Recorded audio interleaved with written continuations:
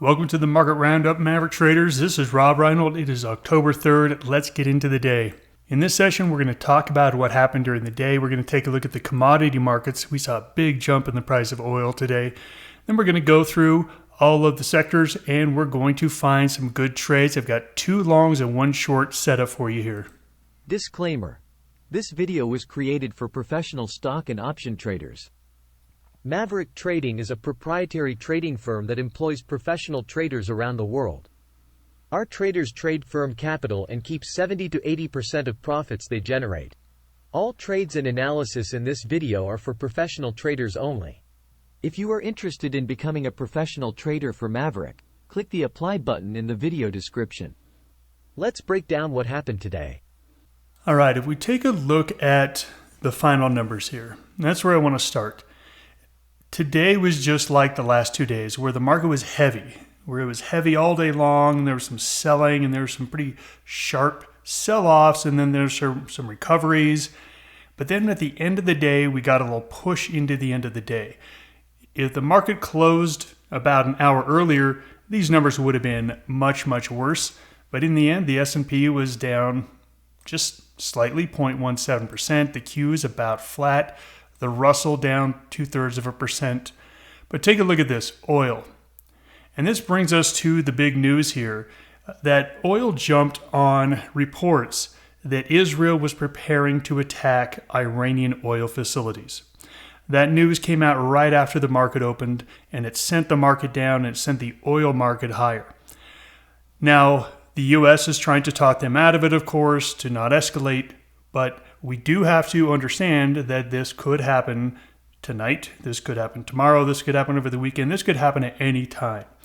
We definitely are going to see heightened volatility due to what's going on in the Middle East, especially around the oil sector. And then 30 minutes after the bell opened, we got a really positive ISM services report. The estimates were supposed to come in around 51.5, which was last month's reading, and it jumped to 54.9. This is 2/3 of the U.S. economy. This was a big sign that the U.S. economy is still holding in there really well. If we take a look at the internals of the market, there was about 70% of stocks went down today. However, look at this amount of stocks above or below the moving average, the 50 moving average. We still have most of the market above the 50-day moving average. And if we go in and we take a look at the chart of the S&P, we're going to see that the S&P 500 is solidly above the 50-day moving average. I mean, look how far above it that is. We are still above the 20. And if we take a look at the charts, we broke out here. We ran up, hit a swing high. We've now had an orderly pullback. Again, look at this orderly pullback, and I want to just point out the long lower shadows. Every single day, there's buyers that come in by the close. Are these dojis? Yes, they are. Does this mean that we could be bottoming? Yes, it does. But we will not have confirmation until we get a solid green candle to the upside. Tomorrow is the payrolls report. We will likely either get a big fat red candle down, which means that support has been broken, or we're going to have a big fat green candle up, which tells you that, hey, this pullback has completed and we want to get leaning a little bit heavier on the bull side. Which one of those is going to happen? I don't know yet. I have no idea, but here's what I do know. The economy is growing. We have a stock market that just made new highs. Whenever those things happen, it genuinely happens because there's very good news out there. So when you get a news report like a payrolls report, it's probably going to be fairly good news. Now, of course, that doesn't mean anything, but what I've seen is the trends tell you what the news is likely to say. So I do think we have a pretty good chance of there being a green candle tomorrow by the end of it all. We take a look at the NASDAQ. Not as good bottoming price action. We get gapping down and then running up, gapping down and running up. So look, it's wanting to bounce. Same thing. Tomorrow's employment report, it's either a big fat red candle or it's a big fat green candle. If it's a big fat green candle, it means, hey, you know what? We're likely to go at least retest this last high. If it's a red candle, it's telling us, hey, we're stuck. We're stuck in this area here, and there's really not going to be any strong trend. Taking a look at the heat map, this doesn't tell us all that much. Most stocks were up or down less than 1%. But I do want to point out, look at that big green patch in energy. Energy has been a sector I've been short quite a bit lately, and it looks like this is the time period where it's not going to come in play for me. I think energy is probably bottomed, especially with this news coming out. Nothing has changed. We've been at a +2 in the markets. We're going to stay at a +2. So let's go ahead and look for some potential trades.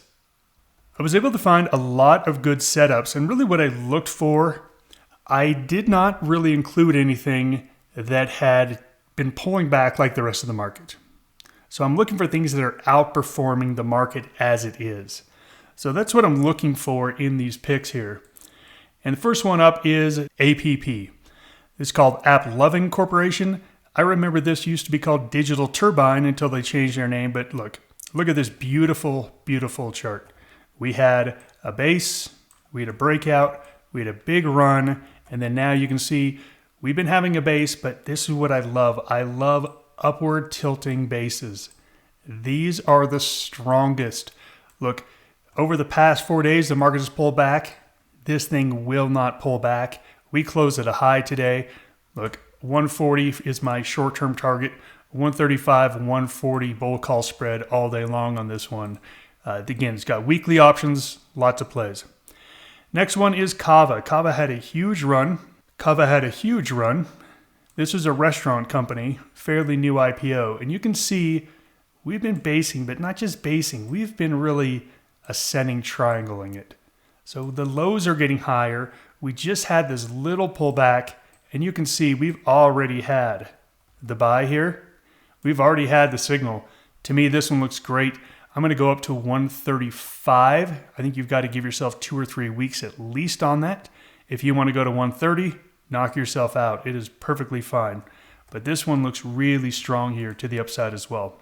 And then on the short side, we're just going to stick with the worst stock out there right now, which is Celsius. As you can see here, we made a low here. We got a descending triangle pattern. We broke through that. And look at these candles. They're almost all red. They're almost all gap ups and falls, or a gap down and continue to sell off. There is just pure selling here. You don't need to be ultra aggressive here on the short side since the market is moving higher. We want to be less bearish here. But I think, a 29.30 bear call spread, a very reasonable trade here. You're going to get in about 60, 65 cents, have about 35 cents of risk. I think that one makes a lot of sense. So let's talk about tomorrow's outlook. We have the payrolls report tomorrow.